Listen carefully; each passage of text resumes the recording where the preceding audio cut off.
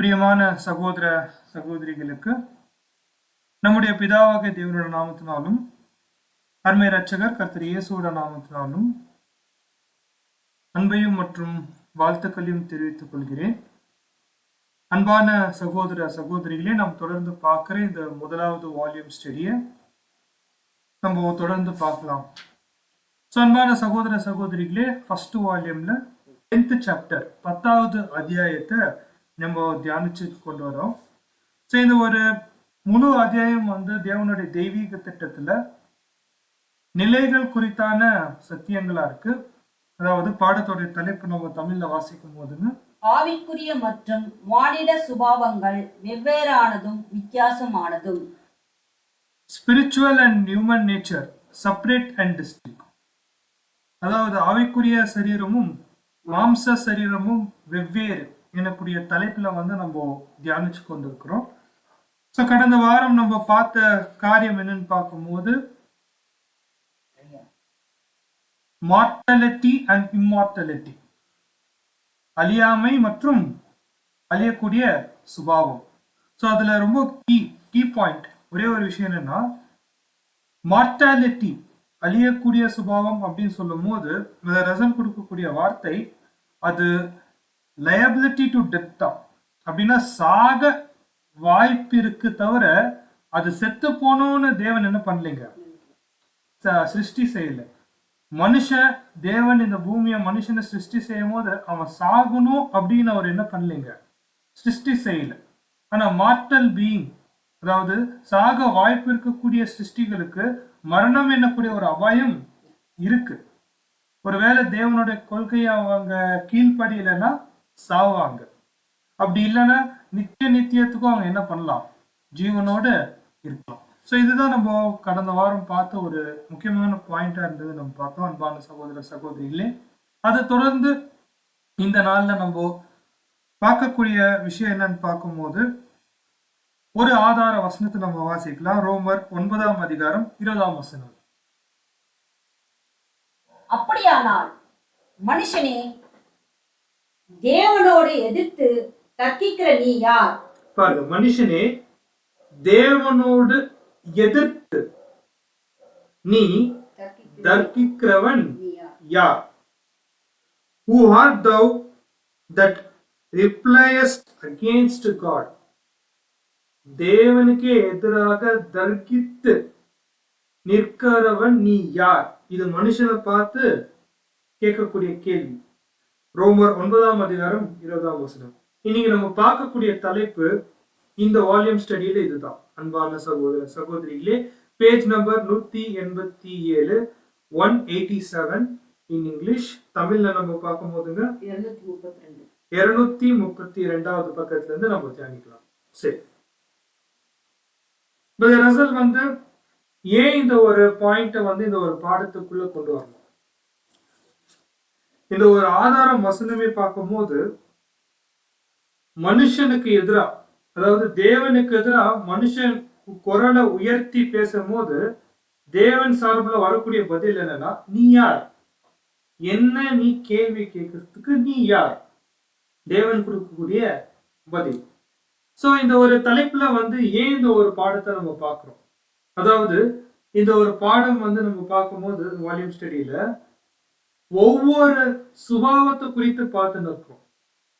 அதாவது மிருகத்தோடைய சுபாவம் எப்படி, ஜந்துக்களோடைய சுபாவம் எப்படி, ஒரு மீனோட சுபாவம் எப்படி, மனுஷனோட சுபாவம் எப்படி, தேவ தூதர்களுடைய சுபாவம் எப்படி, கர்த்தர் இயேசுவோடைய சுபாவம் எப்படி, பிதாவாக தேவனோட சுபாவம் எப்படி. நேச்சர் டிஸ்டிங், தனி சுபாவத்தை நம்ம பார்க்கிறோம். இந்த ஒரு பாடத்துல ஏன் இந்த ஒரு கேள்வியோட இந்த ஒரு கருத்தை முன்வைக்கிறாருன்னு பார்க்கும்போது அன்பான சகோதர சகோதரிகளே, பாருங்க, தேவனுடைய தெய்வீக திட்டத்துல நீதி எனக்கூடிய ஒரு விஷயம் ரொம்பவே முக்கியமா இருக்கு. ஜஸ்டிஸ், தேவனுடைய ஒரு மிகப்பெரிய குணலட்சணம் நீதி தான். அந்த நீதியின் கோல்ல தேவன் ஒருத்தரையும் அவர் என்ன பண்றதுன்னு பார்க்கும்போது ஒரு அநீதியா நியாயம் தீர்க்கிறது இல்லை. இந்த ஒரு வார்த்தையில இந்த ஒரு வசனம் வந்து மறுபடியும் நம்ம வாசிக்கலாம். ரோமர் 9 அதிகாரம் 20 வசனம். அப்படியானால் மனுஷனே தேவனோடு எதிர்த்து தர்க்கிக்கிற நீ யார்? பாருங்க, மனுஷனே தேவனுக்கு எதிரா நீ ஏன் தர்கிக்கிற, ஏன் நீ கோவப்படுற, ஏன் நீ சண்டை போடுற, எந்த விஷயத்துக்குன்னு பார்க்கும்போது அன்பான சகோதர சகோதரிகளே, தேவனுடைய நீதியின் விஷயத்துல. அதாவது பாருங்க, இந்த ஒரு பாயிண்ட் நம்ம கொஞ்சம் புரிஞ்சு கொள்ள முயற்சிக்கலாம். தேவனுடைய நீதி என்னவா இருந்துச்சுன்னு பார்க்கும்போது அந்த ஏதேன் தோட்டத்துல, இந்த பழத்தை புசிக்கும் நாளில் நீ சாகவே சாவாய். அந்த ஒரு நீதியின் கொள்கைய ஆதாம் வந்து தவறுந்தனால அவருக்கு என்ன தண்டனை வந்துச்சுன்னா மரண தண்டனை வந்துச்சு.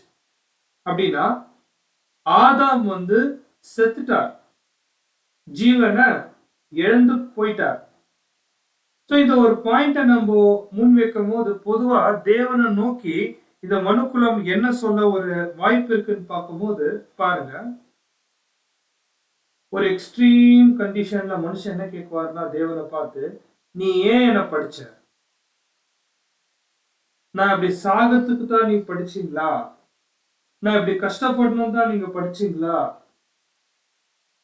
அப்படின்னு ஒரு கேள்வி தான் இந்த வார்த்தை. என்னன்னா, தேவனுக்கு எதிராக நீ தர்கிக்கிறதுக்கு நீ யார், தேவனை கேள்வி கேட்கறதுக்கு நீ யார் அப்படின்னா பாருங்க, தேவனுடைய தெய்வீக திட்டத்துல ரொம்ப முக்கியமான பாயிண்ட்ஸ் பாருங்க. அவருடைய சிருஷ்டிகள்ல வெவ்வேறு சிருஷ்டி இருக்கு. இத விசேஷமா நம்மள கர்த்தர் இயேசுவை பத்தி நம்ம கவனிக்கும் போது, கர்த்தர் இயேசுவ தேவன் வந்து ஒரு தூதனா ஒரு சிருஷ்டி செஞ்சார். மற்ற தூதர்களை பார்க்கிலும் கர்த்தர் இயேசு வந்து ஒரு பிரதான தூதரா தேவன் என்ன பண்ணிருக்காரு, அவருடைய நேரடி சிருஷ்டியாக செஞ்சாரு.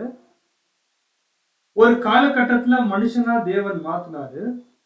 இன்னொரு காலகட்டத்துல கர்த்தர் இயேசுவ எல்லாரும் பார்க்கிலும் உயர்த்திட்டார். இப்படி கர்த்தர் இயேசுவ தேவன் உயர்த்தும் போது யாராச்சும் தேவனை பார்த்து கேள்வி கேட்க முடியுமா? ஒருவேளை கேள்வி கேட்டா தேவன் கொடுக்கக்கூடிய பதில் என்னன்னு பார்க்கும்போது, நீ யார். என்ன ரசருடைய எழுத்துக்கள் வந்து இந்த மாதிரி ரொம்ப ரேரா தான் இருக்கும். ஆனா இந்த ஒரு ரேர் கலெக்ஷன்ல ஒரு மிகப்பெரிய லெசன் இருக்கு. பாருங்க அன்பான சகோதர சகோதரி, கர்த்தர் இயேசு பத்தியான விஷயத்தை பார்க்கும்போது தேவன் உயர்த்தினார். அதை யாருனாலும் என்ன பண்ண முடியாது, கேள்வி கேட்க முடியாது. அதே தேவனுடைய விஷயத்துல நம்ம எடுத்துக்கொண்டா தேவன் யார வேணா உயர்த்தலாம். ஒரு மனுஷனையும் உயர்த்தலாம், இல்ல தேவ தூதர்களை கூட என்ன பண்ணலாம், திவ்ய சுபாவத்துக்கு அவர் விரும்பினா என்ன பண்ணலாம், உயர்த்தலாம். சோ இந்த ஒரு பாயிண்ட நம்ம பார்க்கும்போது அன்பான சகோதர சகோதரிகளே, தேவனை கேள்வி கேட்கறதுக்கு மனுஷன் யார்?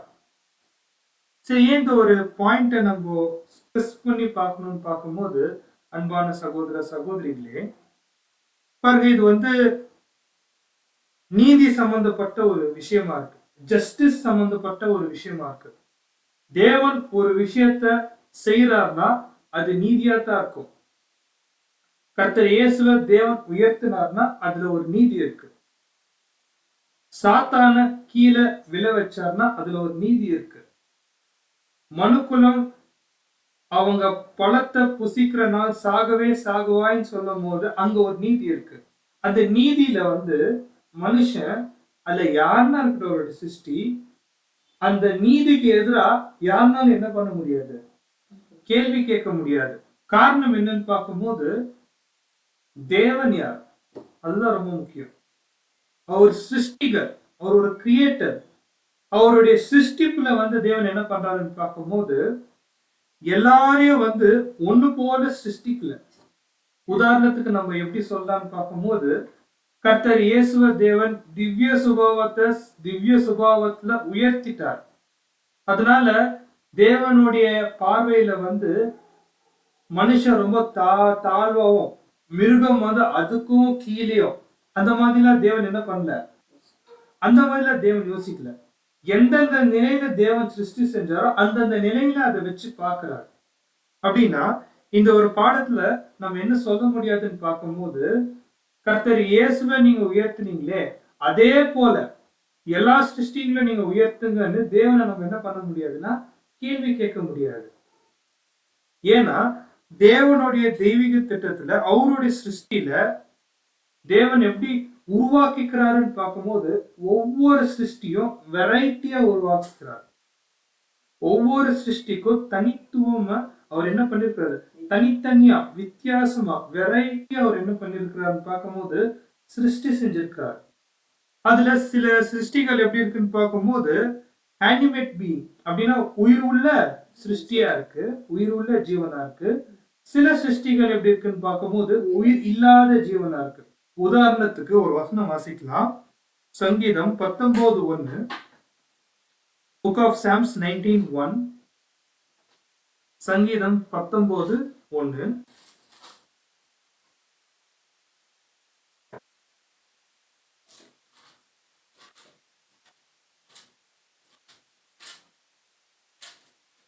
வானங்கள் தேவனுடைய மகிமையை வெளிப்படுத்துகிறது, ஆகாய விரிவு அவருடைய கரங்களின் கிரியை அறிவிக்கிறது. பாருங்க, இந்த சிருஷ்டிகளா பார்க்கும்போது இந்த சிருஷ்டிகளுக்கு ஜீவன் இல்லை.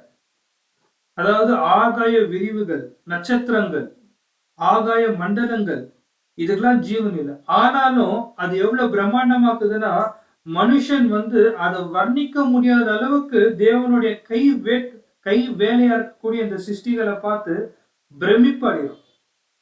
சோ அதனால அன்பான சகோதர சகோதரிகளே, தேவன் ஒரு இன்டெலிஜென்ட் கிரியேட்டர், ஒரு இன்டெலிஜென்ட் கிரியேட்டர்.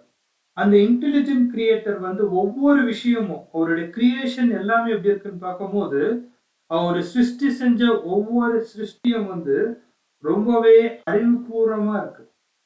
அது ஒரு சின்ன புழு பூச்சியில இருந்து நீங்க தேவ தூதர்களா எடுத்துக்கலாம், அதுக்கு உயிர் இருக்கிற ஒரு விஷயமா இருக்கலாம், உயிர் இல்லாத விஷயமா இருக்கலாம். எல்லாத்துக்கும் ஒரு தனித்தன்மை இருக்கு நம்ம பார்க்கிறோம். ஸோ இந்த ஒரு பாயிண்ட்டை நம்ம கொண்டு வரும்போது ஒரு விஷயத்த நம்ம மறக்க கூடாது. என்னன்னு பார்க்கும்போது ஒருவேளை தேவன் இந்த மாதிரி பண்றதுனால அவருடைய நீதியின் கோல்ல இருந்து அவரு மீறாரான்னு பார்க்கும்போது கண்டிப்பா இல்லை. ஏன்னா ஒரு சிருஷ்டிகர் ஒரு சிருஷ்டிப்ப கிரியேட்டர் அவங்களுடைய கிரியேஷன் கிட்ட எதிர்பார்க்கிற விஷயம் என்னன்னு பார்க்கும்போது ரெண்டு காரியம் தான். அது எந்த கிரியேஷன்னா இருக்கட்டும், தேவனுடைய எந்த படைப்புனா இருக்கட்டும், தூதர்களா இருக்கட்டும், கர்த்தர் இயேசுவே இருக்கட்டும், பிதாவாகிய தேவன் ஜீவன் கொடுத்த சிருஷ்டிகர் தங்களுடைய சிருஷ்டி கிட்ட எதிர்பார்க்கக்கூடிய ரெண்டு விஷயம் என்னன்னு பார்க்கும்போது, ஒண்ணு பாருங்க, ஒரு விஷயம் என்னன்னு பார்க்கும்போது தேவன் அந்த சிருஷ்டிக்கு ஜீவன் தந்தார் பாத்தீங்களா, அந்த ஜீவனுள்ள சிருஷ்டிகள் தேவன் எப்பவுமே அன்பு கூர்ணும் தான். ரெண்டாவது காரியம் என்னன்னு பார்க்கும்போது எப்பவுமே தேவனை துதிக்கணும். இந்த ரெண்டு காரியத்தினாலதான் தேவன் என்ன பண்ணிருக்கிறார்னா சிருஷ்டிகளை சிருஷ்டி செஞ்சிருக்கிறார். ஒரு கிரியேட்டர் கிட்ட கிரியேஷன் என்ன எதிர்பார்க்கிறார், ஒரு சிருஷ்டிகர் சிருஷ்டிப்பு கிட்ட என்ன எதிர்பார்க்கிறார்னா தேவன் மேல காட்டக்கூடிய அன்பு. அது மாத்திரம் இல்ல, அதுக்கு ஜீவன் தந்தார் பாத்தீங்களா, தேவன் மேல எப்பவுமே அவங்க துதி செலுத்தணும், அவங்கள ஆராதிக்கணும். சோ இதுதான் தேவனுடைய விருப்பமா இருக்கு நம்ம பார்க்கிறோம் அன்பான சகோதர சகோதரிகளே. சோ இந்த ஒரு பாயிண்ட் நம்ம பார்க்கும்போது தேவனை கேள்வி கேட்கிறவர் யார்? ஏன் இந்த பாயிண்ட் நம்ம மறுபடியும் முன்வைக்கிறோம்னு பார்க்கும்போது சிருஷ்டிப்பு விஷயத்துல தேவன் வெரைட்டியா செஞ்சிருக்கிறார். தேவன் எதிர்பார்க்கிறது அந்த சிருஷ்டி கிட்ட ஒண்ணு அன்பா இருக்கணும், இன்னொன்னு எப்பவுமே தேவனை துதிக்கணும். இந்த ரெண்டு ஒரு காரியம் தான் பார்க்கும்போது அன்பான சகோதர சகோதரிகளே தேவன் அந்த சிருஷ்டிகள் கிட்ட எதிர்பார்க்கிறார். சோ இந்த ஒரு பாயிண்ட் நம்ம பார்க்கும்போது மனுஷனுடைய விஷயத்துல வரும்போது மனுஷனை தேவன் சிருஷ்டி செய்யும் போது ரிப்பீட்டடா ரசல் சொல்லக்கூடிய வார்த்தை, தேவ தூதர்களை பார்க்கிலும் சற்று சிறியவர்களா யார சிருஷ்டி செஞ்சார். இந்த மனுக்குலத்தை தேவன் சிருஷ்டி செய்யும் போது தேவனுடைய எதிர்பார்ப்பு எப்படி இருந்துச்சு பாருங்க. இதுல எல்லாம் நம்ம அண்டர்ஸ்டாண்ட் பண்ணிக்கலாம். என்னன்னா தேவனுக்கு ஏதாவது ஒரு நிபந்தனை இருக்கா, ஆதாம் அங்க பழம் சாப்பிட்டு கீழ்ப்படியாமைக்குள்ள போனார். சரிங்களா? போன ஆதாம மீட்கணும்னு தேவனுக்கு ஏதாவது ஒரு நிபந்தனை இருக்கா? ஒருவேளை அப்படியே ஆதாமுடைய சந்ததியை விட்டு இருந்தாருன்னா அவங்க பாவத்துல பெருகி பெருகி பெருகி பெருகி பெருகி பெருகி என்ன ஆயிருப்பாங்கன்னு பார்க்கும்போது ஒரு காலகட்டத்துல மனுக்குலம் எனக்கூடிய இனமே என்ன ஆயிட்டு இருக்கும், அழிஞ்சு போயிட்டு இருக்கும். ஒருவேளை நம்ம சொல்ல போனா எக்ஸாக்டா முதலாம் உலகத்திலே முடிஞ்சிட்டு இருக்கும். அந்த அளவுக்கு பாவம் உச்சக்கட்டத்துக்கு போனதுனால. ஆனா ஏன் தேவன் மனுக்குலத்தை மீட்கணும், மனுக்குலத்தை அவங்கள ரட்சிக்கணும்னு ஏதாவது ஒரு தேவனுடைய சைட்ல இருந்து நிபந்தனை இருக்கான்னு பார்க்கும்போது அன்பான சகோதர சகோதரிகளே எந்த ஒரு நிபந்தனையும் இல்லை. இந்த ரசூல் குறிப்பிட்டு சொல்லும் போது ஜஸ்ட் தேவனுடைய இரக்கம் தான். என்னை நம்பி இங்க சிருஷ்டிகள் வந்துட்டாங்க, இந்த ஜீவிகள் வந்துட்டாங்க, இந்த மனுஷர்கள் வந்துட்டாங்க, அவங்களுக்கு ஏதாவது உதவி செய்யணும்னு தான் தேவனுடைய இரக்கம் பார்த்துச்சு. வேற ஒண்ணுமே இல்லை அன்பான சகோதர சகோதரிகளே. அந்த இரக்கம் தான் தன்னுடைய ஒரே பேரான குமாரனே மீட் எடுக்கிறதுக்காக இந்த மனுக்குலத்தை ரட்சிக்கிறதுக்காகவே அனுப்பினார். பாருங்க, நான் இங்கிலீஷ்ல வாசிக்கும் போது it is purely of God's grace, அவ்வளவுதான்.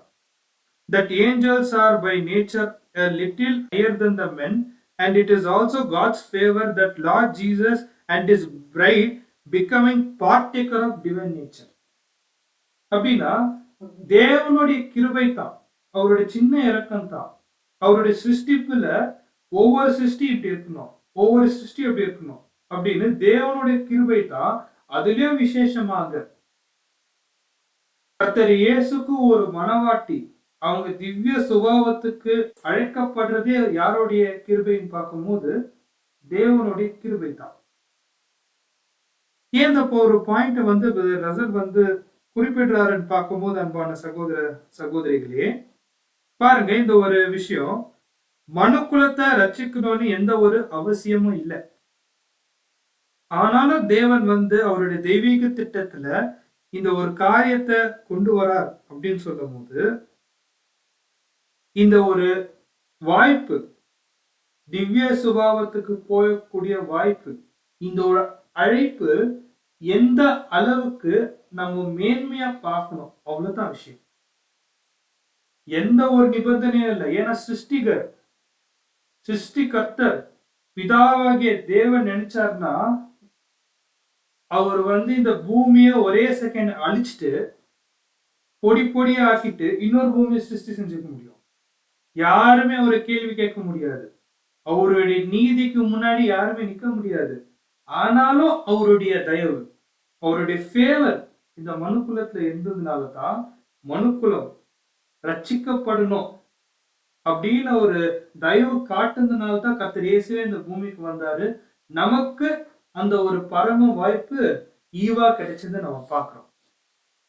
சரி, ஏன் இந்த பாயிண்ட நம்ம மறுபடியும் ஸ்ட்ரெஸ் பண்றோம் பார்க்கும்போது பாருங்க, தேவனுடைய சிருஷ்டிப்புல ஒரு முக்கியமான சிருஷ்டி கர்த்தர் இயேசுக்கு பிறகு யாருன்னு பார்க்கும்போது சாத்தான்.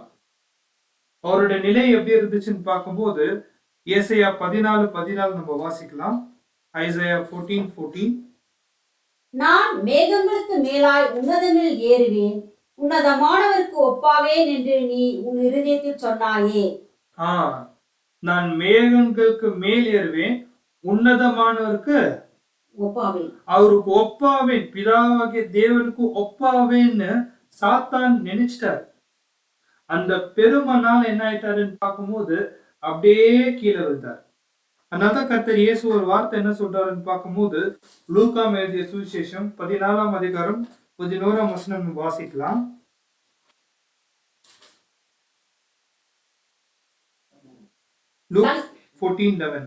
தன்னைத்தான் உயர்த்துகிறவன் எவனும் தாழ்த்தப்படுவான், தன்னைத்தான் தாழ்த்துகிறவன் உயர்த்தப்படுவான் என்றார். போதும். சோ இவ்வளோ விஷயத்தையும் பிரதர் ரசல் பேசிட்டு இப்போ ஒரு முக்கியமான உபதேசத்தை கொண்டு வராரு. அந்த உபதேசத்துடைய பேர் என்னன்னு பார்க்கும்போது the doctrine of election. The doctrine of election, தேர்ந்தெடுக்கப்படக்கூடிய உபதேசம். உங்களுடைய அழைப்பையும் தெரிந்து கொள்ளுதலும் the doctrine of election, தெரிந்து கொள்ளுதல்.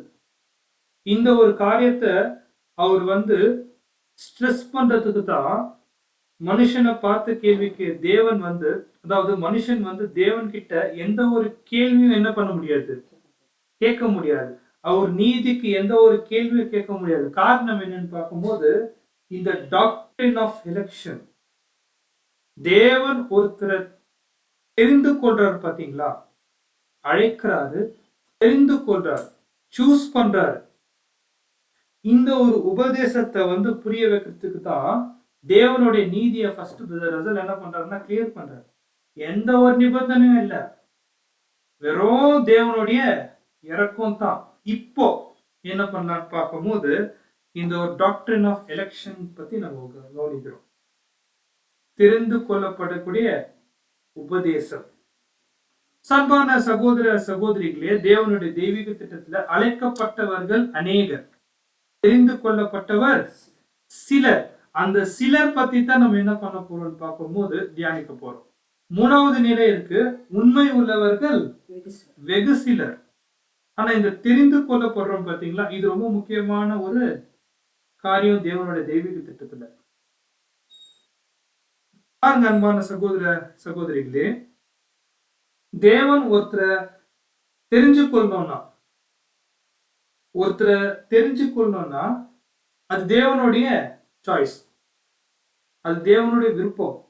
ஏன்னா வசனம் இருக்கு பாத்தீங்களா, தேவன் ஒருவரை இழுக்காவிட்டால் யாருமே என்ன பண்ண முடியாது, இந்த பரம அழைப்புக்குள்ள வர முடியாது. ஒருவேளை நம்ம என்ன சொல்ல வாய்ப்பு இருக்குன்னா, நம்ம இந்த சகோதரனால தான் வந்தோம் இந்த சத்தியத்துக்கு, அந்த சகோதரனால தான் வந்தோம்னு நம்மளால சொல்ல முடியாது. ஏன்னா அழைத்தவர் யார் தான் தேவன். அப்படின்னா இந்த ஒரு அழைப்பு எனக்கூடிய ஒரு விஷயம், the doctrine of election எனக்கூடிய விஷயம், இது தேவனுடைய சாய்ஸ். நிறைய பேர் என்ன பண்றாங்கன்னு பார்க்கும்போது இந்த உபதேசத்துல வந்து மிஸ்டேக் பண்ணிடுறாங்க. புரியுதுங்களா? சோ இந்த ஒரு உபதேசத்தை நம்ம பார்க்கும்போது ஒருத்தர் தேவன் அழைக்கிறாருன்னா அது தேவனுடைய சாய்ஸ் அப்படின்னு சொல்லும் போது, உதாரணத்துக்கு சிருஷ்டிப்பு விஷயத்துல கூட ஒரு சிருஷ்டிய வந்து பறவை இனத்தை தான் நம்ம சிருஷ்டிக்கணும் தேவன் நினைச்சிட்டாருன்னா அது பறவையா தான் சிருஷ்டிப்பாரு. மிருக ஜந்துக்களை சிருஷ்டி செஞ்சாருன்னா மிருகமா தான் அவர் வந்து பிளான் பண்ணிருக்காரு அதை பத்தி. சரி, இப்போ மனுஷர்கள் பத்தி நம்ம தியானிக்கும் போது பாருங்க, இந்த ஒரு தேவனுடைய தெய்வீக திட்டத்துல, மனுக்குலம் பற்றியான தேவனுடைய தெய்வீக திட்டத்துல சில ஜனங்களுக்கு மாத்திரமே தேவன் என்ன பண்றாருன்னு பார்க்கும்போது திவ்ய சுபாவத்தை கொடுக்கறன்னு தேவன் என்ன பண்ணிருக்கிறாரு, அழிச்சிருக்கிறாரு. இதை எப்படி நம்ம அண்டர்ஸ்டாண்ட் பண்ணலன்னா, முற்பிதாக்களை ஏன் தேவன் வந்து திவ்ய சுபாவத்துக்கு அழைக்கல அப்படின்னா தேவன் கிட்ட என்ன பண்ண முடியாது, கேள்வி நம்மளால கேட்க முடியாது. ஏன்னா இது தேவனுடைய சாய்ஸ். அப்படின்னா இதை பத்தி நம்ம உபதேச ரீதியா சொல்லணும்னா, கர்த்தர் இயேசுக்கு பின்னாடி நம்ம வந்ததுனால இந்த ஒரு பரம அழைப்பு நம்மளுக்கு வந்து கிடைச்சிருக்கு கிருபையாக அப்படின்னு சொல்லலாம். ஏன் ஒருவேளை நம்மளுடைய லைஃப், நம்மளுடைய ஜீவனை வந்து முற்பிதாக்களுடைய யுகத்துல போட்டு அவங்கள வந்து இங்க தேவனால பண்ண முடியாதுன்னு நினைச்சிட்டு இருக்கிறோமா?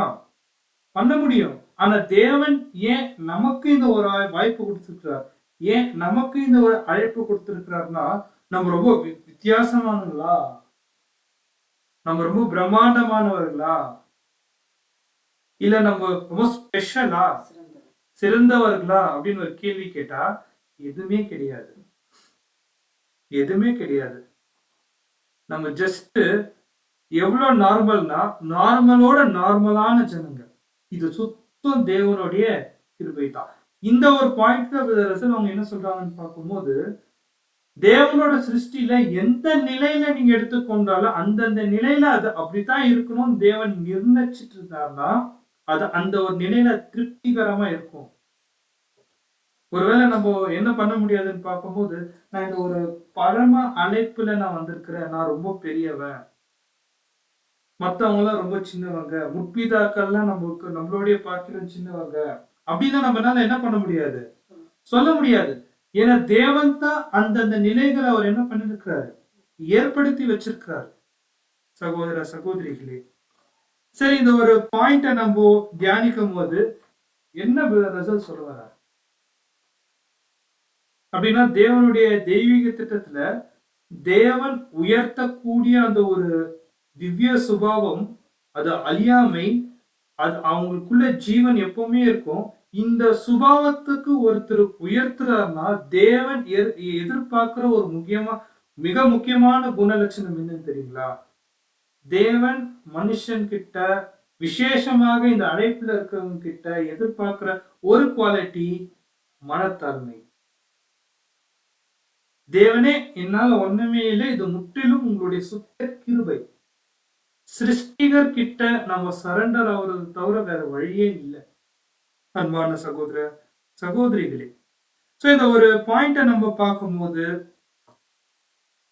ரொம்ப முக்கியமாக ரசல் சொல்லக்கூடிய விஷயம், திவ்ய சுபாவத்துக்கு நீங்க போறீங்க அப்படின்னு சொன்னா நீங்க உங்களையே ரொம்ப வித்தியாசமானவர்கள், ரொம்ப தகுதி பெற்றவர்கள். நீங்க அப்படி என்ன பண்ண வேண்டாம், பார்க்க வேண்டாம். இது முற்றிலுமாக யாரோட கிருபை? தேவனுடைய கிருபை. இது நீங்க புரிஞ்சுக்கோங்க. வாசிக்கலாம். ரோமர் 9ஆம் அதிகாரம் 16ஆம் வசனம். ஆகையால் விரும்புகிறவனாலும் அல்ல, ஓடுகிறவனாலும் அல்ல, இறங்குகிற தேவனாலே யாம். மறுபடியும் வாசிக்கலாங்க. ஆகையால் விரும்புகிறவனாலும் அல்ல, ஓடுகிறவனாலும் அல்ல, இறங்குகிற தேவனாலயாம். பாருங்க, ஒருத்தர் விரும்பிட்டா இந்த அழைப்புக்குள்ள வர முடியாது. ஒருத்தர் ஓடணும்னு நினைச்சாலும் இந்த அழைப்புல வர முடியாது, ஓட முடியாது. முற்றிலும் இது யாரோட கிருபை தான்? தேவனுடைய சுத்த கிருபை தான். அன்பான சகோதர சகோதரிகளே, சோ அதனால இந்த ஒரு பாயிண்ட நம்ம பார்க்கும்போது நம்ம ரொம்ப வித்தியாசமா பிரம்மாண்டமான சிருஷ்டி அப்படின்னு நம்ம எதிர்பார்க்க வேண்டாம். நம்ம ஒரு சாதாரண ஒரு மனுஷர்கள். ஆனா தேவன் என்ன பண்றாருன்னு பார்க்கும்போது இந்த மாதிரி சாதாரண இருக்கிற மனுஷர்கள் தான். ஆனா தேவ தூதர்களை பார்க்கிலும் இவங்க விசேஷமானவர்கள். எந்த விஷயத்துல பார்க்கும்போது, நாம் கர்த்தர் இயேசுவோடைய ரத்தத்தால் மீட்கப்பட்டவர்கள். இது ஒரே ஒரு தகுதியினால தான் தேவன் என்ன பண்றாருன்னு பார்க்கும்போது நம்மள அந்த அளவுக்கு அவர் உயர்த்த சித்தம் ஆயிட்டாரு. ஆனா நம்மளுடைய மனசு எப்படி இருக்கணும்னு பார்க்கும்போது, தேவனே இது முற்றிலும் உங்களுடைய தயவு, உங்களுடைய கிருபை மாத்திரமே. ஒருவேளை நம்ம அந்த ஒரு மனப்பக்குவத்தோட இந்த அழைப்புல நம்ம இருந்தோம்னா, வாசிக்கலாம் ஒரு வசனம். ரோமர் 9ஆம் அதிகாரம் 20 மற்றும் 21. ரோமர் 9th chapter 20-21. அப்படியானால் மனுஷனே, தேவனோடு எதிர்த்து தாக்கிக்கிற நீ யார்? உருவாக்கப்பட்ட வஸ்து உருவாக்கினவனை நோக்கி, நீ என்னை ஏன் இப்படி உண்டாக்கினாய் என்று சொல்லலாமா? பாருங்க, வசனத்தை கொஞ்சம் பொறுமையா வாசிக்கலாம். உருவாக்குறவரை பார்த்து உருவம் பெற்றுக்கொண்ட ஒரு விஷயம், என்னை ஏன் நீங்க இப்படி பண்ணீங்கன்னு கேள்வி கேட்கலாமா? கேள்வி கேட்கலாமா அப்படின்னு ஒரு கேள்வி கேட்டு சொல்றாரு பாருங்க. மிதிட்ட ஒரே களிமண்ணினாலே குயவன் ஒரு பாத்திரத்தை கனமான காரியத்திற்கும் ஒரு பாத்திரத்தை கனவீனமான காரியத்திற்கும் பண்ணுகிறதற்கு மண்ணின் மேல் அவனுக்கு அதிகாரம் இல்லையோ? பாருங்க, நம்மளாம் மண்ணு. இந்த மண்ணா இருக்கக்கூடிய நாம், நம்ம மேல தேவனுடைய அதிகாரம் எப்படி பயன்படுதுன்னா, தேவன் ஒரு பரம குயவன். அந்த குயவன் என்ன பண்றாருன்னா, சில பாத்திரத்தை கனத்துக்கும் சில பாத்திரத்தை குறைந்த கனத்துக்கும், கனவீனம் சொல்றதோட கொஞ்சம் கனத்துக்கும் அவர் என்ன பண்ணலாம், பயன்படுத்துறதுக்கு குயவனுக்கு அதிகாரம் இல்லையா, தேவனுக்கு அதிகாரம் இல்லையா அப்படின்னு ஒரு கேள்வி கேட்கிறார். சோ இந்த ஒரு பாயிண்ட சகோதர சகோதரிகளே பாருங்க, இந்த ஒரு பாடத்துல தேவனுடைய தெய்வீக சுபாவம் தான் இருக்குதுலே ஒரு ஹையஸ்ட் சுபாவம். இந்த ஹையஸ்ட் சுபாவத்துல தேவன் வெறும் கொஞ்சம் பேரை தெரிந்து கொள்ளப்பட்டார். அந்த கொஞ்சம் பேரை தேவன் தெரிந்து கொள்றதுக்கு காரணம் என்னன்னா, அது அவருடைய விருப்பம், அது அவருடைய சாய்ஸ். இது யாருனாலையும் எந்த மனுஷனாலையும் என்ன பண்ண முடியாதுன்னா, தேவன் ஒருத்தரை அழைச்சிட்டு, தேவன் ஒருத்தரை தெரிந்து கொள்ளப்பட்டு அவரை குற்றம் சுமத்துறதுக்கு வேற யாருனாலும் என்ன பண்றதுக்கு இல்ல, அதிகாரம் இல்ல. சரி, இந்த ஒரு பாயிண்ட வந்து ரசல் குறிப்பிட்டு நெக்ஸ்ட் ஒரு ஒரு முக்கியமான ஒரு கேள்வி, ஒரு முக்கியமான ஒரு பாயிண்ட்டுக்குள்ள அவர் கடந்து போறாரு. என்னன்னு பார்க்கும்போது சில வசனங்கள் நம்ம வாசிக்கலாம். தேவனை பார்த்து யாராவது அவருடைய நீதியை பார்த்து தவறுன்னு சொல்ல முடியுமா அப்படின்னு பார்க்கும்போது வாசிக்கலாம் வசனம். ஏசாயா 45 11 12 18 வசனங்கள். Isaiah 45 11 12 and 18. இஸ்ரவேலின் பரிசுத்தரும் அவனை உருவாக்கினோருமாகிய கர்த்தர் சொல்கிறதாவது, வரும் காரியங்களை என்னிடத்தில் கேளுங்கள். என் பிள்ளைகளை குறித்தும் என் கரங்களின் கிரியைகளை குறித்தும் எனக்கு கட்டளையிடுங்கள். நான் பூமியை உண்டு பண்ணி நானே அதன் மேல் இருக்கிற மனுஷனை சிருஷ்டித்தேன். என் கரங்கள் வானங்களை விரித்தன, அவைகளின் சர்வசேனையும் நான் கட்டளையிட்டேன். வானங்களை சிருஷ்டித்து பூமியை வெறுமையாய் இருக்க சிருஷ்டியாமல் அதை குடியிருப்பிற்காக செய்து படைத்து அதை உருவேற்படுத்தின தேவனாகிய கர்த்தர் சொல்கிறதாவது, நானே கர்த்தர், வேறொருவர் இல்லை. அன்பான சகோதர சகோதரிகளே, இந்த இடத்துல முழுக்க முழுக்க முழுக்க முழுக்க அதிகாரம் யார் கையில தான் இருக்கு? தேவனுடைய கையில தான் இருக்கு. பாருங்க, சில ஆலோசனையை நம்மளுடைய மூத்த சகோதரர் சொல்றாரு. நான் இங்கிலீஷ்ல வாசிக்கிறேன், அப்படியே நான் தமிழ்லயே ரிப்பீட் பண்றேன். None have a right to dictate God. ஒருத்தருக்கும் தேவனை அதிகாரம் பண்றதுக்கு உரிமை இல்லை. ஏன் நம்ம பார்க்கும்போது, if he established the earth and if he formed it not in vain but made it to be inhabited by restored perfect man, who wish we that we should reply against God and say that it is unjust not to change their nature and make them all part of spirit nature, either like unto angel or like unto his own divine nature. அப்படின்னா இந்த ஒரு point நம்ம பார்க்கும்போது அன்பான சகோதர சகோதரிகளே, பாருங்க, தேவனுடைய தெய்வீக திட்டம் என்னன்னு பார்க்கும்போது, இந்த பூமியை தேவன் என்ன பண்ண சித்தமா இருக்கிறார். ஏதேன் தோட்டத்து போல மாத்துறதுக்கு, விழுந்த மனுக்குலத்துக்கு ஒரு பரிபூர்ண ஜீவன் கொடுக்கறதுக்கு தான் அவருடைய சித்தம். அந்த இடத்துல எந்த ஒரு மனுஷனும் கேள்வி கேட்க முடியாது. நீங்க ஏன் வெறும் கொஞ்சம் பேர் 1,44,000 பேரை மாத்திரம் திவ்ய சுபாவத்துக்கு நீங்க மாத்தினீங்க? ஏன் மத்த மனுஷர்களை என்ன பாவம் செஞ்சாங்க? எல்லாரையும் நீங்க சமமா நீங்க பார்க்க கூடாதா? இல்ல அட்லீஸ்ட் நீங்க எல்லாரையும் தேவதூதர்களா மாத்திடக்கூடாதா? ஏன் மனுஷனா எங்களை சிருஷ்டி செஞ்சீங்க? அந்த மாதிரி யாருமே என்ன பண்ண முடியாது, தேவனை கேள்வி கேட்க முடியாது. பாருங்க, இது ஒரு பாயிண்ட் அவர் சொல்லும் போது, how much more becoming to humble to God's word and to ask concerning things to come than to command or assert that he must carry out our ideas. எப்பவுமே தேவனுடைய சமூகத்துல நம்ம போகும்போது, தேவனுடைய சமூகத்துக்கு நம்ம போகும்போது, தேவனே நீங்க இது செய்யுங்க, நீங்க இப்படிதான் பண்ணணும், அப்படித்தான் பண்ணணும், ஏன் என்னுடைய விண்ணப்பத்துக்கு நீங்க கேட்க மாட்டேன்னுக்கிறீங்க? நீங்க இப்படி பண்ணியிருந்தா நல்லா இருக்குமா, அப்படி பண்ணியிருந்தா நல்லா இருந்திருக்குமே, அப்படிலாம் வந்து தேவனுடைய சமூகத்துல நம்ம என்ன பண்ண முடியாது, கேட்க முடியாது. நம்ம கேட்கக்கூடிய விஷயத்த கூட ஒரு அதிகாரப்பூர்வமா நம்மளால என்ன பண்ண முடியாது, தேவனுடைய சமூகத்துல கேட்கக்கூடாது. ஏன்னா அவர் சிருஷ்டிகர்த்தர், சிருஷ்டி பண்ண தேவன். அவர்கிட்ட நம்ம போகும்போது ஒரு விண்ணப்பத்தோட மனத்தாழ்மையோட அவர்கிட்ட போய் என்ன பண்ணணும்னு பார்க்கும்போது விண்ணப்பம் செய்யணும். காரணம் என்னன்னு பார்க்கும்போது, அவர் தான் நமக்கு ஜீவன் தந்தார். அவருக்கு எந்த ஒரு நிபந்தனையும் இல்லை இந்த மண்ணை வந்து என்ன பண்றதுக்கு, ஜீவன் தர்றதுக்கு. அன்பான சகோதர சகோதரிகளே, ஸோ இந்த ஒரு பாயிண்ட்ஸை நம்ம பார்க்கும்போது பாருங்க, none of the God's children we believe would knowingly dictate the Lord. அதாவது இந்த காரியத்தை ரசல் வந்து நமக்கான படிப்பினைய சொல்லும் போது நிறைய விஷயத்துல, உதாரணத்துக்கு நம்மளுடைய ஜெபமா இருக்கலாம், இல்ல நம்மளுடைய கான்சிக்ரேட்டட் லைஃபா இருக்கலாம், நம்ம என்ன பண்ணிடுறோம்னு பார்க்கும்போது தேவன் கிட்ட சில அதிகாரமா கேட்க ஆரம்பிச்சிடும். அதாவது கட்டளை போட ஆரம்பிச்சிடும். தேவனே, ஏன் நீங்க இன்னைக்கு இந்த மாதிரி பண்ணீங்க? நீங்க அப்படி பண்ணியிருந்தா நான் பாவம் பண்ணிருக்க மாட்டேன்ல, இல்ல இப்படி செஞ்சிருந்தா நான் இப்படி பண்ணிருக்க மாட்டேன்ல அப்படின்னு கட்டளை போட ஆரம்பிச்சிருவோம்.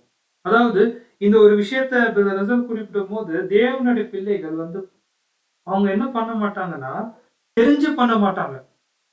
தேவனை அதிகாரம் பண்ற மாதிரி தெரிஞ்சு பண்ண மாட்டாங்க. இதெல்லாம் வந்து தெரியாம தான் நடந்திருக்கும். அப்படின்னா இந்த ஒரு பாயிண்ட நம்ம பார்க்கும் போது அன்கான்சியஸா நம்ம பண்ணிருப்போம்ன்றத ரசல் சொல்லும் போது எந்தெந்த காரியத்துல நம்ம செஞ்சிருக்கலாம் அப்படின்னு ஒரு கேள்வி கேட்டா அது நீங்க தனிப்பட்ட விதத்துல நீங்க என்ன பண்ணுங்க, உங்களுடைய கருத்துக்களை நீங்க நீங்க உங்களுக்கு என்ன தோணுதோ நீங்க சொல்லிக்கங்க. ஒருவேளை என்ன கேட்டீங்கன்னா உதாரணத்துக்கு தேவனுடைய விஷயத்துல நம்ம என்ன பண்ணிருப்போம்னா அவருடைய வழிநடத்தல் வந்து நமக்கு தெரியாது. ஃபியூச்சர்ல தேவன் என்ன பண்ணுவாருன்னு தெரியாது. ஆனா இப்பவே நம்ம என்ன பண்ணுவோம்னு பார்க்கும்போது ஃபியூச்சர்ல நடக்கக்கூடிய விஷயம் நம்ம இப்பவே வந்து தேவனுடைய சமூகத்துல வந்து அவர்கிட்ட நம்ம சண்டை போட்டு நிற்போம். நீங்க ஏன் எனக்கு இதை தடுக்கிறீங்க? நீங்க இதை பண்ணியிருந்தா நான் ஸ்பிரிச்சுவலா நல்லா வந்திருப்பேன்ல. இல்ல நம்ம என்ன இன்னொரு காரியம் நம்ம என்ன பண்ணுவோம் தெரியுங்களா? தேவனுடைய தீர்க்க தரிசன வசனத்துல கூட நிறைவேறாத விஷயத்தை எடுத்து இது இப்ப நிறைவேறுந்தா என்ன இருக்கும்? உதாரணத்துக்கு சபையோட நிறைவே நம்ம பார்க்கலாம். சில பேர் வந்து நம்மளுடைய சகோதரர்களே டேட்ஸ் எல்லாம் கொடுக்குறாங்க. அது தேவையில்லாத விஷயம். தேவனை நம்ம டிக்டேட் பண்ற மாதிரி தான். பார்க்கும்போது அன்பான சகோதர சகோதரிகளே தேவனுடைய காரியத்தை நம்ம எடுத்து பார்க்கும்போது எல்லாமே ஒரு விண்ணப்பமா தான் இருக்கணும் தவிர அவர் என்ன பண்ணக்கூடாது, கேள்வி கேட்கிற மாதிரி நம்மளுடைய வார்த்தைகள் இருக்கக்கூடாது, அதிகாரம் பண்ணக்கூடாது. சகோதர சகோதரிகளே பிரதர் ரசல் இந்த ஒரு பாடத்தை எந்த கண்ணோட்டத்துல கொண்டு போறாருன்னு கண்டிப்பா சொல்ற சகோதர சகோதரிகளே இது ரொம்ப கடினமான விஷயம் தான். ஆனா ஒரு பாயிண்ட் என்னன்னு பார்க்கும்போது திவ்ய சுபாவத்துக்கு தேவன் வெறும் கொஞ்சம் பேரை மாத்திரம் அது அழைக்கிறார், தெரிந்து கொள்றார். அவங்களை தகுதிப்படுத்தி அவங்க உண்மை உள்ளவர்களா எப்போ மாறுறாங்களோ அந்த தெய்வீக சுபாவத்தை ஒருத்தருக்கு தேவன் தரார்னா மத்தவங்க அதை பார்த்து கேள்வி கேட்காதபடித்தான் தேவன் அவங்களை உருவாக்குறார். சோ இதுதான் ரொம்ப முக்கியமான இந்த ஒரு பாடத்துடைய மைய கருத்தா இருக்கு. ஏன்னா மனுஷர்கள் வந்து என்ன பண்ணுவாங்கன்னு பார்க்கும்போது கேள்வி கேட்குவாங்க தேவனை, ஏன் இந்த மனுஷனை நீங்க திவ்ய சுபாவத்துக்கு கொண்டு போனீங்க அப்படின்னு கேள்வி கேட்கும் போது தேவனுடைய நீதி அங்க சரியா இருக்கும் அப்படின்னு சொன்னா அது யாருடைய கையில இருக்கு? இல்ல, நம்மளுடைய கையில இருக்கு. தேவனுடைய நீதி, தேவனுடைய கொள்கை, தேவனுடைய திட்டத்துல நம்ம எப்படி வாழ்றோமோ அப்பதான் தேவன் மனுஷர்கள் முன்பாக அவங்க கேட்கிற கேள்விக்கு நீதியா தேவன் பதில் சொல்ல முடியும். ஒருவேளை நம்மளுடைய வாழ்க்கை வந்து தாறுமாறா இருந்தா கண்டிப்பா தேவன் என்ன பண்ண மாட்டாரு, அந்த தெய்வீக சுபாவத்தை நமக்கு தர மாட்டாரு. அப்படி தேவனுடைய தெய்வீக சுபாவத்துக்கு ஒருத்தர் போறாங்கன்னா எந்த மனுஷனும் என்ன பண்ண முடியாது, கேள்வி கேட்கவே முடியாது. அன்பான சகோதர சகோதரிகளே சோ இந்த ஒரு பாயிண்டோட நம்ம என்ன பண்ணலாம்னு பார்க்கும்போது இந்த ஒரு பாடத்தை வந்து நம்ம நிறைவுக்கு கொண்டு வரலாம். சரி, தேவனுடைய தெய்வீக திட்டத்துல மனுஷனுக்காக தேவன் ஏற்படுத்தி வைத்த தேவனுடைய தெய்வீக திட்டம் என்ன? அப்போஸ்தலர் பவுல் வந்து இதை குறித்து நம்ம ஒரு வார்த்தை சொல்றாரு. 1 கொரிந்தியர் 15ஆம் அதிகாரம் 38-44 நம்ம வாசிக்கலாம். அதற்கு தேவன் தமது சித்தத்தின்படி மேனியை கொடுக்கிறார். விதை வகைகள் ஒவ்வொன்றிற்கும் அதற்கேற்ற மேனியை கொடுக்கிறார். எல்லா மாமிசமும் ஒரே விதமான மாமிசம் அல்ல. மனுஷருடைய மாமிசம் வேறு, மிருகங்களுடைய மாமிசம் வேறு, மற்றவர்களுடைய மாமிசம் வேறு, பறவைகளுடைய மாமிசம் வேறு. வானத்திற்குரிய மேனிகளும் உண்டு, பூமிக்குரிய மேனிகளும் உண்டு. வானத்திற்குரிய மேனிகளுடைய மகிமையும் வேறு, பூமிக்குரிய மேனிகளுடைய மகிமையும் வேறு. சூரியனுடைய மகிமையும் வேறு, சந்திரனுடைய மகிமையும் வேறு, நட்சத்திரங்களுடைய மகிமையும் வேறு. மகிமையிலே நட்சத்திரங்களுக்கு நட்சத்திரம் விசேஷத்திருக்கிறது. இந்த ஒரு பாயிண்ட் கூட குறிக்க சொல்லும் போது தெய்வீக சுபாவத்துல போறது கூட டிவைன் நேச்சருக்கு ஒருத்தர் போறாங்கன்னா அங்க கூட நட்சத்திரத்துக்கு நட்சத்திரம் என்ன இருக்கும், விசேஷத்து இருக்கும். அப்போஸ்தலர் பவுலுக்கு இருக்கக்கூடிய குளோரி மகிமை அப்போஸ்தலர் யோவானுக்கு இருக்காது. அப்போஸ்தலர் யோவானுக்கு இருக்கக்கூடிய மகிமை பிரதர் ரசலுக்கு இருக்காது. பிரதர் ரசலுக்கு இருக்கக்கூடிய மகிமை தேவனுடைய கிருபை இருந்தா உங்களுக்கு எனக்கோ அதே மகிமை இருக்காது. ஏன்னா நட்சத்திரத்துக்கு நட்சத்திரம் என்ன விசேஷமா இருக்குன்னா, தேவன் இந்த பூமியில அவங்கள பயன்படுத்தின விதம். ஒருவேளை ரசல போல ஒருத்தர் ஊழியம் செஞ்சா ரசலா இன்னொரு சகோதரனும் அதுக்கு ஈடா இருப்பாங்க. இல்ல நம்ம எந்த ஒரு வேலையோ ரசல் மாதிரி செய்யாம ரசலுக்கு கொடுத்த அந்த ஒரு மகிமையை நம்ம என்ன பண்ண முடியாது, எதிர்பார்க்க முடியாது. அன்பான சகோதர சகோதரிகளே, இந்த பாயிண்ட் கூட ரொம்ப முக்கியமா இருக்கு. இங்க கூட தேவன் கிட்ட நம்ம என்ன பண்ண முடியாது, கேள்வி கேட்க முடியாது. ஏன்னா நட்சத்திரக்கு நட்சத்திரம் விசேஷமா இருக்கு, அதுக்கு அதோடைய மகிமையும் என்ன இருக்கு, வேறையா இருக்கு. சரி, இப்போ இந்த ஒரு பூமியில தேவன் இந்த பூமிக்கு தேவன் கொடுக்கக்கூடிய ஆசீர்வாதத்தை குறித்து நம்ம வாசிக்கலாம். சங்கீதம் 8ஆம் அதிகாரம் 4-8. சாம்ஸ் 8:4-8. மனுஷனை நீ நினைக்கிறதற்கும் மனுஷகுமாரன் நீர் விசாரிக்கிறதற்கும் அவன் எம்மாத்திரம் என்கிறேன். நீர் அவனை தேவதூதனும் சற்று சிறியவனாக்கினீர், மகிமையினாலும் கனத்தினாலும் அவனை முடிசீட்டினீர். உம்முடைய கரத்தின் கிரியின் மேல் நீர் அவனுக்கு ஆளுகை தந்து சகலத்தையும் அவனுடைய பாதங்களுக்கு கீழ்ப்படுத்தினீர். ஆடு மாடுகள் எல்லாவற்றையும், காட்டு மிருகங்களையும், ஆகாயத்து பறவைகளையும், சமுத்திரத்து மச்சங்களையும், கடலில் சஞ்சரிக்கிறவைகளையும் அவனுடைய பாதங்களுக்கு கீழ்ப்படுத்தினீர். சோ இதுதான் மனுஷனுக்கு தேவன் கொடுத்த ஆசீர்வாதம். எப்போ அவன் கீழ்ப்படியாமைக்குள்ள போனாரோ இந்த ஆசீர்வாதத்தை எழுந்துட்டார். இந்த ஆசீர்வாதம் மறுபடியும் எப்ப கிடைக்கும்னா அப்போஸ்தலர் 3ஆம் அதிகாரம் 19-21. ஆனபடினாலே கர்த்தருடைய சன்னிதானத்திலிருந்து இளைப்பாறுதலின் காலம் வரும்படிக்கும் முன்னே குறிக்கப்பட்ட இயேசு கிறிஸ்துவை அவர் உங்களிடத்தில் அனுப்பும்படிக்கும் உங்கள் பாவங்கள் நிவர்த்தி செய்யப்படும் பொருட்டு நீங்கள் மனம் திரும்பி குணப்படுங்கள். உலகம் தோற்று முதல் தேவன் தம்முடைய பரிசுத்த தீர்க்கதரிசிகள் எல்லோருடைய வாக்கினாலும் உரைத்தவைகள் எல்லாம் நிறைவேறி தீரும் காலம் வருமளவு தேவனுடைய பரிசுத்தவான்கள், அதாவது அவருடைய பரிசுத்த தீர்க்கதரிசியர் வாக்கிலிருந்து வந்த அந்த நிறைவேறும் தீரும் காலம், the times of restitution வரும்போது எல்லாமே என்ன ஆயிடும், அப்படின்னா என்னன்னா கர்த்தர் இயேசு இந்த பூமியில ஏதேன் தோட்டத்தை போல இந்த ஒரு முழு உலகத்தை என்ன பண்ண போறாரு, மாற்ற போறாரு. சோ இதுல இருந்து நம்ம என்ன ஒரு பாயிண்ட் கொண்டு வரோம்னு பார்க்கும்போது, அன்பான சகோதர சகோதரிகளே, தேவனுடைய தேர்ந்தெடுத்தல், the doctrine of electionல தேவன் அப்படியே பிரிக்கிறாரு 2 ரட்சிப்பு. ஒண்ணு பரலோக ரட்சிப்பு, இன்னொரு பூலோக ரட்சிப்பு. பரலோக ரட்சிப்புல திவ்ய சுபாவத்துக்கு தேவன் சில ஜனங்களை அழைக்கிறார், தெரிந்து கொள்றார், தயார்படுத்துறார். அவங்க உண்மை உள்ளவர்களா மாறிட்டா அவங்களுக்கு அந்த ஆசீர்வாதத்தை தரார். இந்த பூமியில தேவன் என்ன பண்றாருன்னு பார்க்கும்போது, ஆதாம்குள்ள மரித்த எல்லா சிருஷ்டியும் இந்த பூமியில என்ன பண்றாருன்னா, ஆதாம்னால தொலைஞ்ச எல்லா விஷயமும் கர்த்தர் இயேசு மூலியமா என்ன பண்றாரு, திரும்பி கொடுக்கும் போது அந்த காலம் எப்படி இருக்கும். ஒரு வார்த்தை பிரதர் சொல்றாரு, வாட் ஏ க்ளோரியஸ் போர்ஷன், எவ்வளவு மகிமையான ஒரு பங்கா இருக்கும் அப்படின்னு ஒரு வார்த்தையை சொல்லிட்டு இப்போ நம்ம வாசிக்கலாம். தமிழ்ல முதலாவது நம்ம வாசிக்கலாம். டியூஸ்டே, அதாவது செவ்வாய்க்கிழமை காலை தியானம். உங்களுடைய கண்களை மூடவும், க்ளோஸ் யுவர் ஐஸ். இந்த ஒரு காரியத்தை நம்ம தமிழ்ல வாசிக்கலாம்.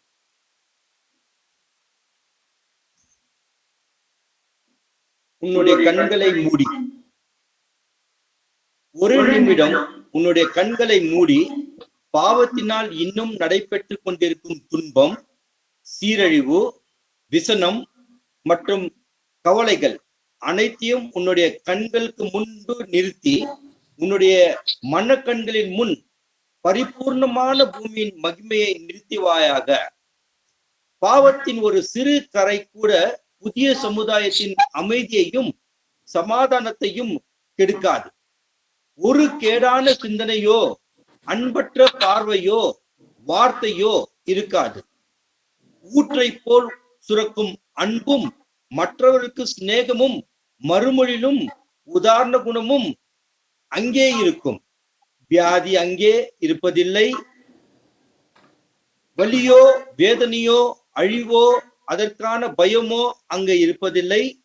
நல்ல உடல் நலம், இதுவரை கண்டிராத மனிதனுடைய பூர்ண அழகும் பரிபூர்ண மனுகுலம், அங்கே நீடிய அன்பும் நிலைத்திருக்கும். உள்ளான பரிசுத்தமும் மனதிலும் நீதியின் பூர்ணமும் அங்கே காணப்பட்டு ஒவ்வொன்று தெளிவான நிதானத்துடன் மகிமைப்படுத்தும். இப்படித்தான் பூமியின் சமுதாயம் இருக்கும். இப்படியாக உயிர்த்தெழுதலின் வேலைகள் முடிந்த பிற்பாடு இழந்தவருடைய அழுகையும் கண்ணீர் யாவற்றையும் துடைக்கப்படும். வெளிப்படுத்தல் 21ஆம் அதிகாரம் 4ஆம் வசனம். அவருடைய கண்ணீர் யாவையும் தேவன் துடைப்பார். இனி மரணமும் இல்லை, துக்கமும் இல்லை, அழுறுதலும் இல்லை, வருத்தமும் இல்லை, முந்தினவைகள் ஒழிந்து போயின என்று விழுமினது. அன்பான சகோதர சகோதரிகளே, சோ இதே ஒரு பாயிண்ட் நம்ம என்ன பண்றோம்னா நம்ம இங்கிலீஷ்ல வாசிக்கலாம். அதை தொடர்ந்து இதோடைய விளக்கத்தை பார்த்து நம்ம பாடத்தை முடிக்கலாம். Yes, sister, you can read. Close your eyes.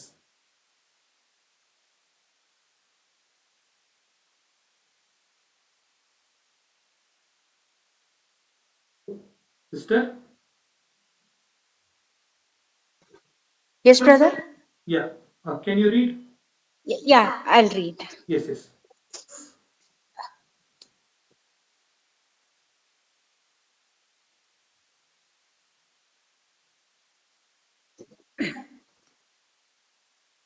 Close your eyes for a moment to the scenes of miseries and woe, degradation and sorrow that yet prevail on account of sin, and picture before your mental vision the glory of the perfect earth, not a stain of sin masks the harmony and peace of perfect society.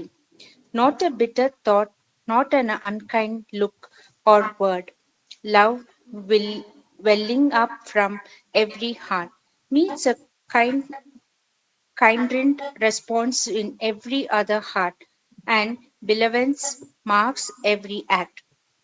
Their sickness shall be no more, not an ache, nor a pain, nor any evidence of decay, not even the fear of such things.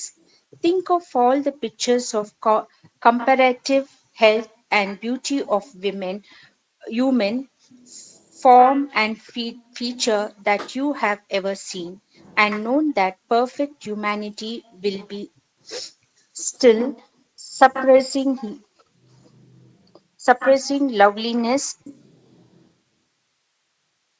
the inward purity and mental and mortal perfection will stamp the glory every radiant countenance, and